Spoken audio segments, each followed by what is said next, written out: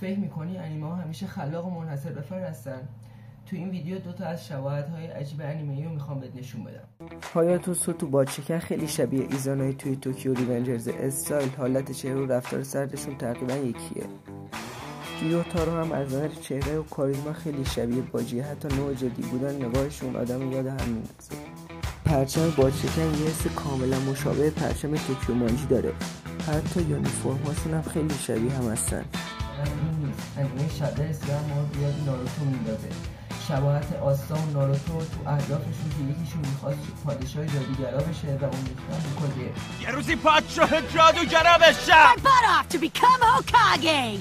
تیم آسا خیلی شبیه تیم 7 ناروتو، یه دختر، یه رقیب آروم و یه مربی باحال و مرموز. یونو و ساسکه هر دو ساکت با استعداد و رقیب جدی شخصیت اصلی، حتی استایلشون هم شبیه همه. الهام گرفتن خوبه اما نه دیگه